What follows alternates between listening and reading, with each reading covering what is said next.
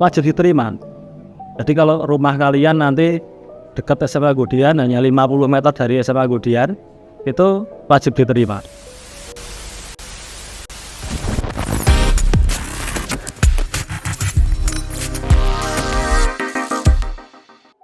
Assalamualaikum warahmatullahi wabarakatuh.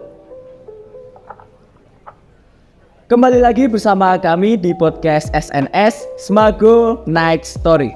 Pada kesempatan kali ini kita sudah masuki episode yang kedua yang akan membahas terkait PPDB. Sebelumnya, perkenalkan, nama saya Panji Satria Pratama dari kelas 11 PS 1 yang akan memandu acara podcast pada malam hari ini.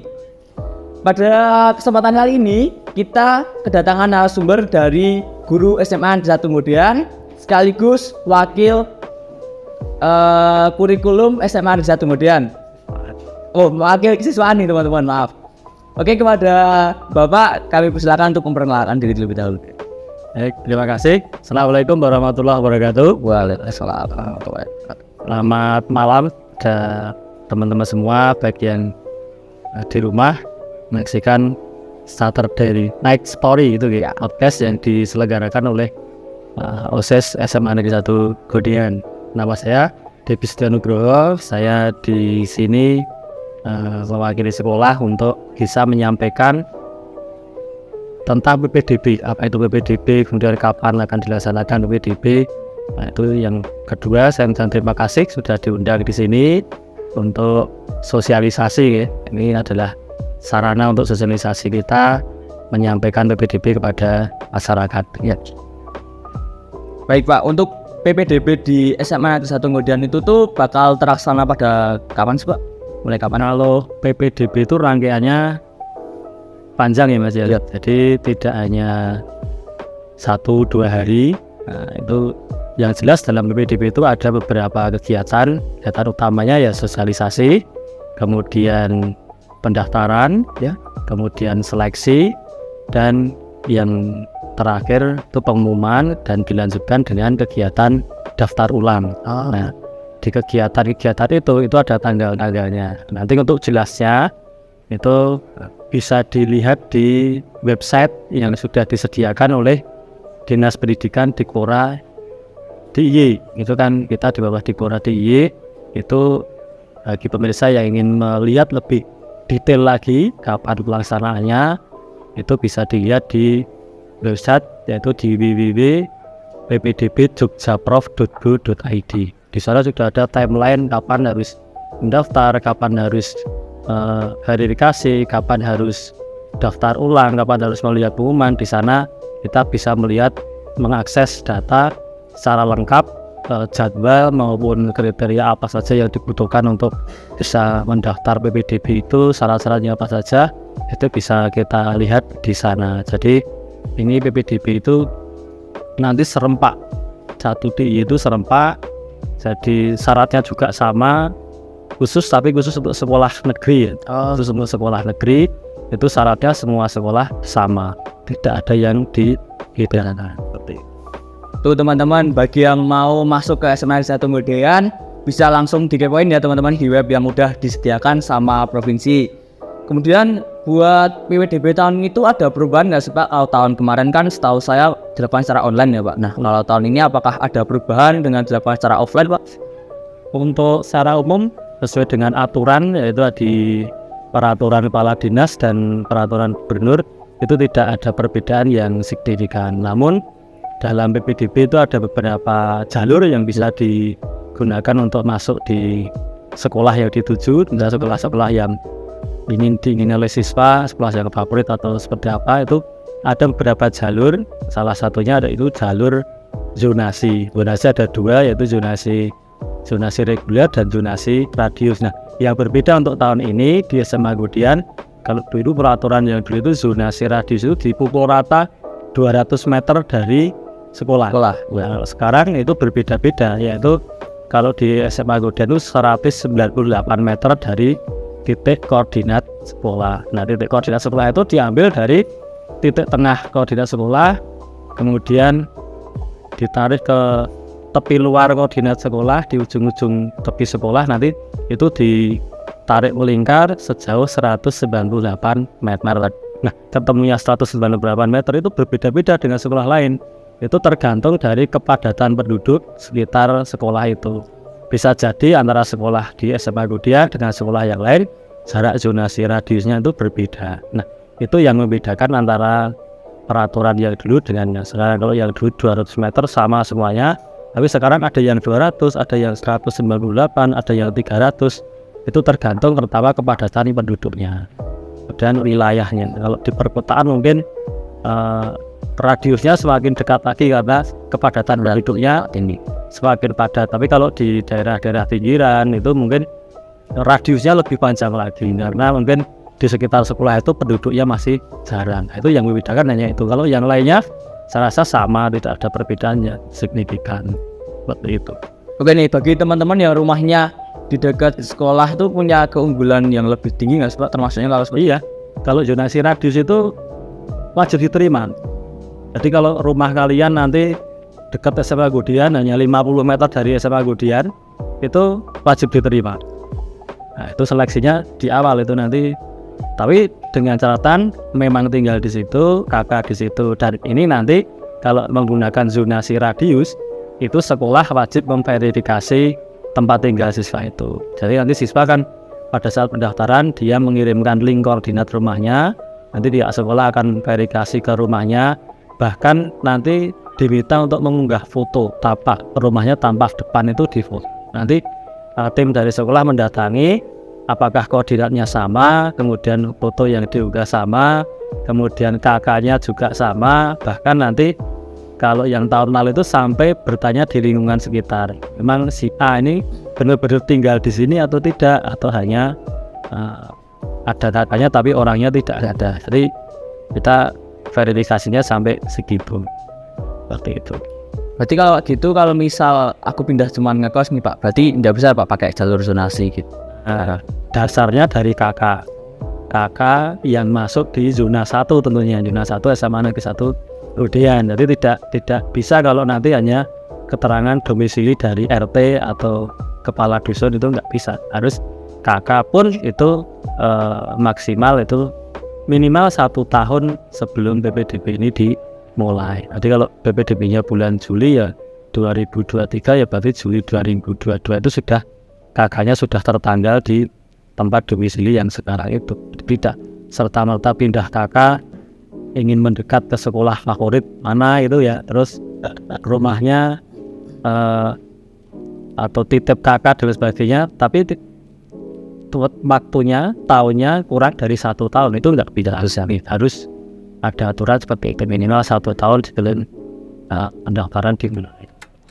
Oke, jadi buat teman-teman yang mau mendaftar ke sekolah favorit mungkin bisa mulai pindah kakak dari sekarang ya. nempel di warungnya itu Ya, misal pindah ke rumah saudara atau ke rumah tetangga gitu, nggak apa-apa nih teman. mungkin ada yang sudah mempraktekkan itu. Ya, udah banyak nih Pak sepertinya Pak. Oke Pak Devi, buat alur saat PPDB itu seperti apa sih Pak? Mulai dari awal sampai akhir mungkin?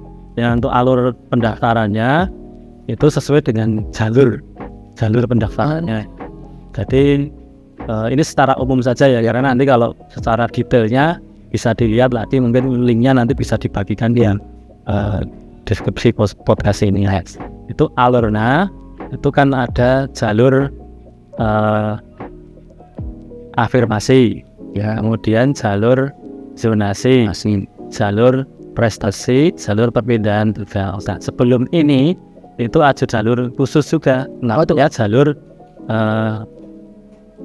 bukan jalur ini ya, tapi jenis pendaftaran inklusi. Inklusi itu bagi siswa yang berkebutuhan khusus, tapi dia atas penilaian profesional, bisa psikolog, bisa dokter, itu dia mampu untuk belajar di sekolah umum. Itu lebih duluan. Nah, itu lebih dulu. Itu lebih awal dilaksanakan. Kemudian setelah itu selesai, nanti kalau tidak terisi dari kuota jalur inklusi tadi, karena diamanatkan di peraturan itu jalur inklusi itu maksimal 2 orang per kelas. Tapi kalau tidak terisi, maka jalur inklusi tadi akan ditambahkan di jalur zonasi dan prestasinya tadi, tidak mengurangi jalur-jalur yang sudah ada. Jadi nanti kalau itu sudah selesai, kalau ada jalur inklusi yang mendaftar, berarti jalur yang lain kan berkurang. Tapi kalau tidak ada, berarti jalurnya tetap kuotanya tetap sama. Jadi setelah itu selesai, nanti baru pendaftaran yang misalkan mau jalur afirmasi, ya itu bagi siswa yang dari keluarga kurang mampu. Itu berarti tahapannya nanti sebelum pendaftaran atau sebelum mengajukan akun, itu mereka harus verifikasi data itu yang melampirkan tentang jaminan sosialnya, bisa melampirkan KRM atau kartu miskin dan lain sebagainya. Nanti itu ada di bentuk teknisnya yang sudah saya sampaikan, bisa diakses di grup website tadi. Kemudian setelah itu baru mengajukan akun. Nanti terus pada saat verifikasi sudah lolos, bisa untuk mengajukan akun pada saatnya nanti.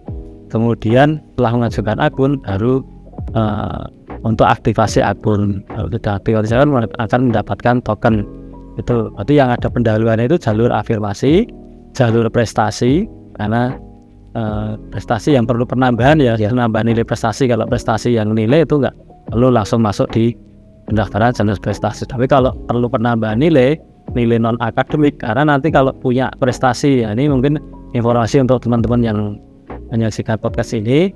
Jadi nilai atau kejuaraan, misalkan kalian mengikuti kejuaraan olahraga, seni, dan budaya, itu bisa dinilaikan untuk penambahan nilai prestasi tadi, dan itu akan dijadikan menjadi tambahan di nilai gabungan. Nah, itu perlu verifikasi data dulu, yaitu mengunggah piagam, mengunggah penghargaan yang sudah dia raih. Nah, itu nilainya ada perhitungannya, yaitu misalkan perlombaan yang bersifat individu nilainya berapa, perlombaan yang bersifat bergu nilainya berapa, itu ada hitungannya. Nah, itu nanti diverifikasi terlebih dahulu sehingga nanti mendapatkan surat dari dinas untuk penambahan nilai prestasi tadi. Itu yang jalur yang prestasi ya, kalau ingin penambahan prestasi. Kemudian yang ada jalur lagi perpindahan tugas orang tua, itu juga perlu verifikasi dulu.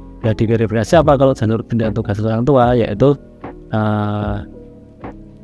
data-data yang diperlukan untuk mendaftar di jalur perpindahan tugas orang tua. Salah satu data yang diperlukan adalah keputusan atau SK dari orang tuanya itu bekerja di mana, ada SK orang tuanya itu dipindah kemana. Misalkan dipindah ke Jogja, berarti harus ada SK pindah tugas ke Jogja. Nah, itu nanti pas data verifikasi itu dilampir. Nah, itu yang perlu verifikasi tadi, jalur afirmasi, kemudian jalur yang ingin menambah nilai prestasi, dan jalur perpindahan tugas orang tua. Kalau yang lainnya nanti secara umum ya pendaftaran pada saat sudah dibuka pendaftarannya, jadi sekitar bulan Juni awal itu nanti ada pendaftaran siswa baru yang jalur zonasi prestasi yang tanpa penambahan nilai tadi. Itu bisa langsung mengajukan akun, mudah setelah itu diaktifasi akunnya lalu mendapat token. Nah, token itu adalah semacam kode gabungan antara huruf dan angka ya. Nanti itu akan digunakan untuk mendaftar atau membuat akun pendaftaran PPDB di tahun 2023 ini. Jadi prosesnya sebenarnya tidak susah, tapi hanya butuh ketelitian saja untuk PPDB tahun ini. Dan ini nggak ada perbedaan dari tahun-tahun yang lalu, masih sama prosesnya itu. Jadi untuk persyaratannya juga tidak berbeda, hanya butuh tadi surat keterangan lulus atau ijazah kalau intinya, kemudian akte, yang terpenting yaitu KK kalau ingin jalur zonasi itu seperti itu. Oke teman-teman, buat alurnya itu sendiri seperti yang dikatakan Pak Debi ya, nanti bisa teman-teman cek di website yang sudah disediakan oleh pemerintah. Kemudian untuk jalur PPDB di SMA Negeri 1 kemudian itu adalah ada 4. Yang pertama ada jalur zonasi, yang kedua ada jalur prestasi, yang ketiga ada jalur afirmasi, dan yang keempat ada jalur perpindahan orang tua. Benar begitu kan Pak? Ya. Oke, jadi buat teman-teman yang ingin masuk ke SMA Negeri 1 Kemudian namun rumahnya jauh nih dari Semago, nah itu bisa banget kalian lewat jalur afirmasi atau bahkan lewat jalur prestasi. Tapi kalau mau lewat jalur prestasi ya sekalian aja ya Pak, ditambah pakai kejuaraan biar semakin tinggi nilainya. Oke, baik Pak Debi, kira-kira kuota tiap jalur tuh berbeda nggak sih Pak? Berbeda ya untuk tiap-tiap jalurnya itu ada perbedaan. Untuk jalur zonasi ya, zonasi itu tadi dibagi dua ya, yaitu zonasi reguler dan zonasi radius. Besarannya 55%. Itu terdiri dari 5% zonasi radius dan 50% dari zonasi reguler. Kalau zonasi reguler itu zonasi yang seperti apa? Zonasi reguler itu adalah zonasi yang ditentukan berdasarkan basisnya kelurahan terdekat dari sekolah. Kalau zona itu kan ada zona 1, zona 2, zona 3. Jadi ya, kalau zona 1 itu adalah kelurahan terdekat. Jadi nanti kan kalau berdasarkan wilayah itu pasti setiap wilayah ada 3 SMA. Ya. Misalkan contoh wilayah kelurahan Ambarketahuan, itu berarti ada 3 SMA yang di zona 1 wilayah kelurahan itu, misalkan SMA Negeri 1 Kemudian, SMA Negeri 1 Gamping, SMA Negeri 1 Yogyakarta. Nah, itu zona 1 itu adalah wilayah yang wilayah sekolah yang terdekat dengan kelurahan itu urutan 1, 2, 3. Nah, kemudian yang zona 2 itu berarti kan urutan ke-4, 5, 6. Nah, itu kemudian yang zona 3 itu wilayah kelurahan di luar urutan 1, 2, 3, 4, 5, 6 tadi yang masih berada di wilayah DI. Nah, itu untuk zonasi itu sebesar 55%. Kemudian untuk yang prestasi itu lupakan lagi ya, baik Pak, karena perlu membaca jukmisnya, nanti tidak keliru saya bacakan. Kok saya bilang 10% kok dilalah nanti kayak kurang dari itu kan. Nah, ini untuk yang jalur afirmasi itu 20%, untuk jalur perpindahan orang tua itu 5%, dan jalur prestasi sama 20%. Jadi kalau dikalikan saja berapa nanti. Di sini kan SMA Negeri 1 Kemudian itu kan nanti kita menerima sebanyak 216 siswa. Itu nanti kalikan persentase tadi akan ketemu berapa jumlah yang diterima untuk tiap-tiap jalurnya.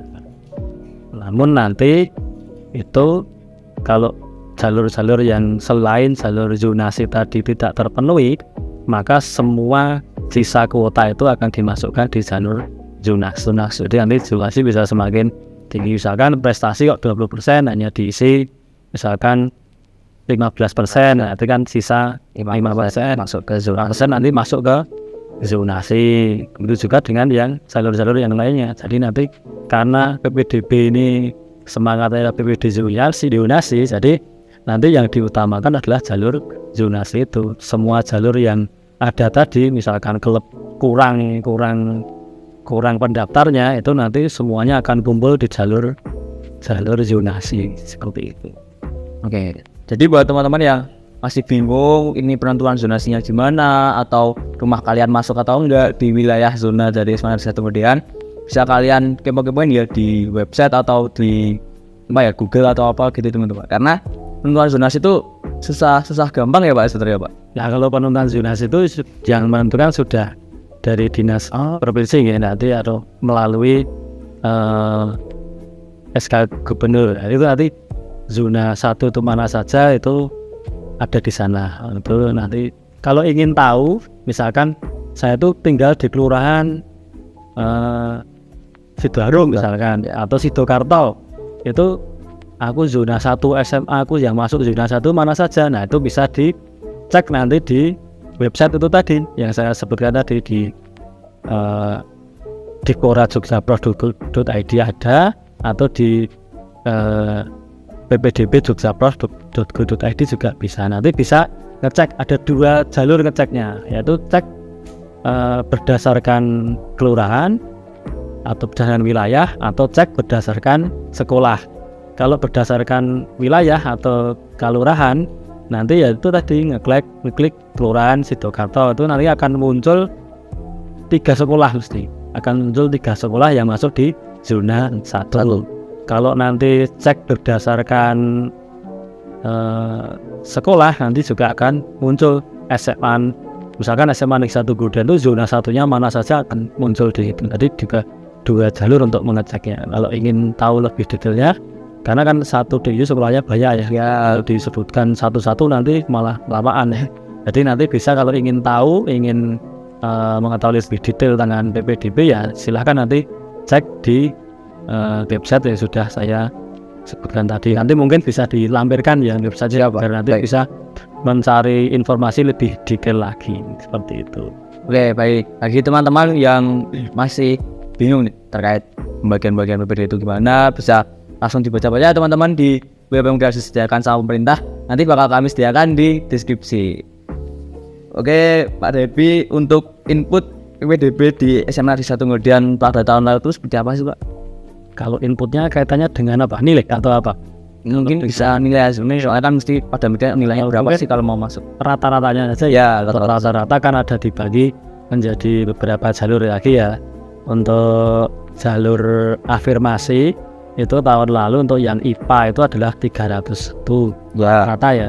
Kemudian yang IPS 279. Untuk yang zonasi itu IPA 320 rata-ratanya, kemudian IPS 312. Untuk yang prestasi itu 336, yang IPA IPS 327.